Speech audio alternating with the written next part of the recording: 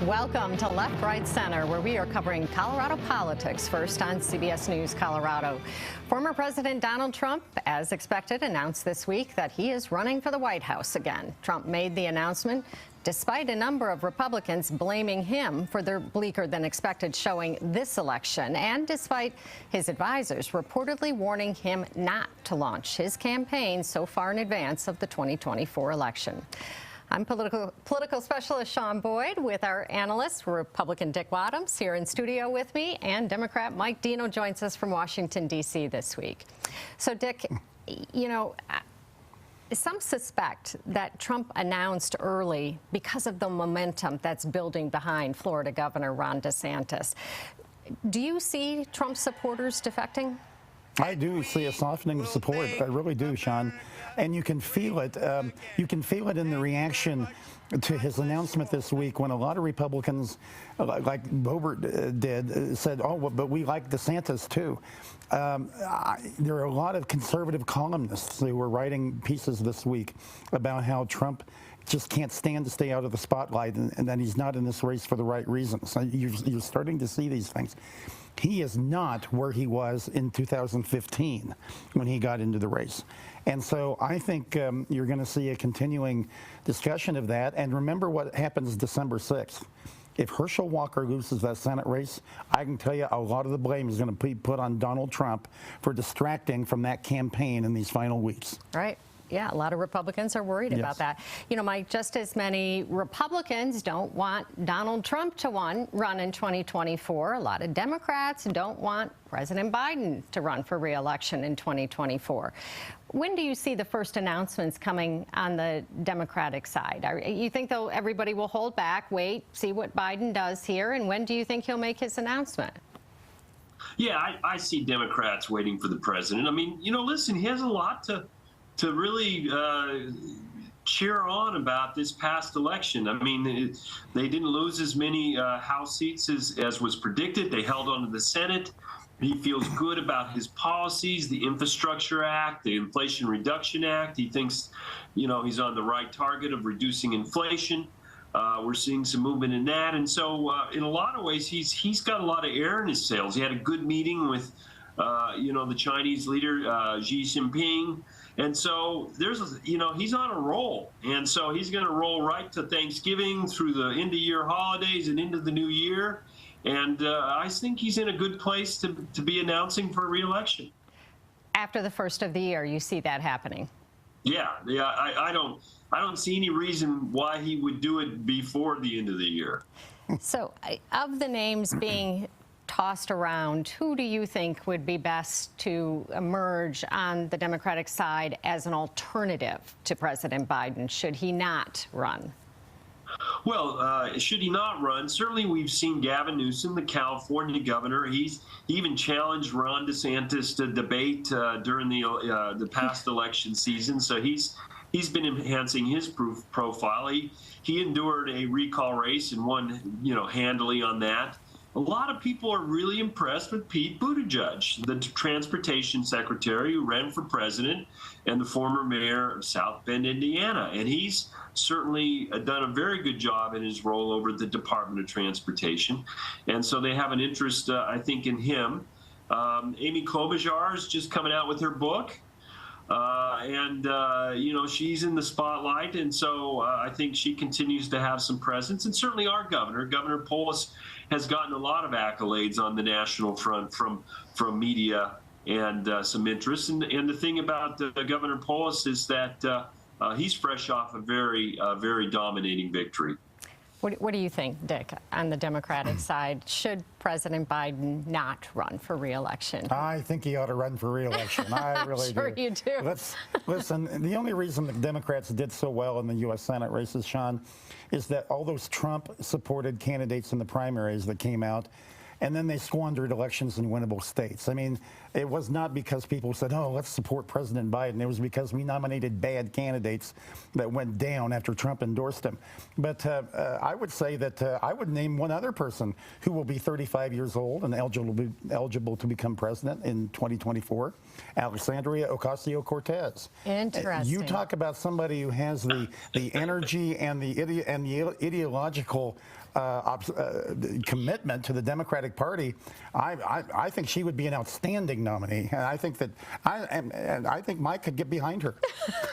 I'll ask him that in just a minute, but first, this is going to be such a long 2 years. The country is already so divided. Yeah. I mean, can you imagine how much worse it could get with a presidential campaign running 2 years? Yeah, it's going to be that way. I mean, it never lets up, Sean. I mean, I felt all along that November 9th, the presidential campaign would start, and it did. And Trump even accelerated it more. I think that was such a blunder on Trump's part to get in this thing so early. I really do. He's going to be held accountable for Georgia if Walker goes down. And I think he's going to look, frankly, kind of foolish sitting out there because nobody else is going to get in for a while. So, Mike, your thoughts on Alexandria Ocasio-Cortez?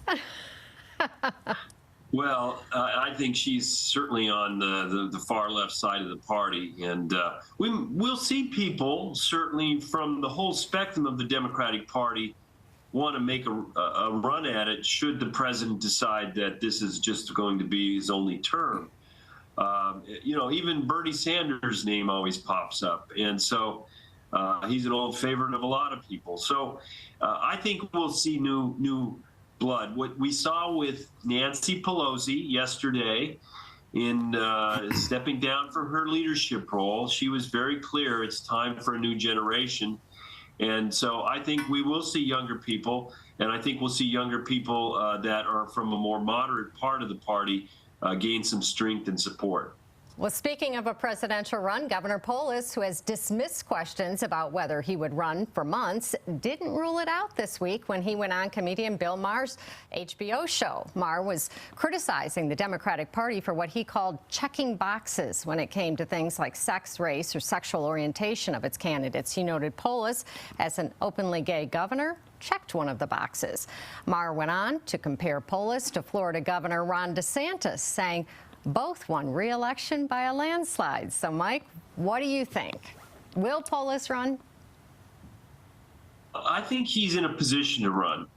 Certainly, he's governed the state well. As I've said many times with you, I mean, his good policy has been good politics. From a more minute level looking at it, his economic development director just left to continue his duties on the recovery of the state, Pat Myers. Pat helped John Hickenlooper in his presidential run, as did Shepard Neville, who's the new policy director for the governor. And Shepard helped Hick in his presidential run. And, of course, his chief of staff just left to go to another role, Lisa Kaufman. And so, he's got the right people around him. If he wants to make a move at some point, he's ready to go. Interesting. Dick, what are your thoughts on Maher's comments that Democrats are checking boxes? Oh, that's what Democrats do every election for every office anymore. I mean, they've got so many equity questions to fulfill in their nomination process. I got to tell you, Sean, one of the most disingenuous comments of the entire 2022 campaign was when Governor Polis said, "Oh, I'm not interested in being president. This is the best job of all, being governor. I'm going to be governor for 4 years." Nobody believed it, and you're already starting to see, well, maybe not. A year from now, I have no doubt that Governor Polis will be traipsing around the fields of Iowa and the snow-covered hills of New Hampshire and the beaches of South Carolina and the casinos of Nevada and in pursuit of the presidential campaign. And good for him. I don't think he'll be any more effective than Hickenlooper and Bennett were, but, good for him. And Mike, it's interesting. Polis told Maher that some Democrats urged him not to run for governor, saying that he'd lose because he's gay. So do you think the country is ready for an openly gay president? Yeah, I think so. I mean, when you look at the fact that another contender in Pete Buttigieg is also right. LGBTQ, and then we just elected 2 governors on the Democratic side, also of that stature. It's important to see that the Democratic Party is able to be very inclusive, and I think a nominee will not have any challenge dependent on their orientation of getting the nomination. I suspect you're right on that. Dick, Polis didn't like it, but Maher called him the Democrat DeSantis because he said he was more hands-off on COVID. You see the comparison between DeSantis and Polis? Well, listen, I don't see much of a comparison, frankly. I love DeSantis. But I will grant Polis this. He was better than about 90% of the rest of the Democratic governors in the nation in terms of dealing with COVID, but that's not saying much. All right. Well, that's it for us. Thanks for watching this installment of Left, Right, Center.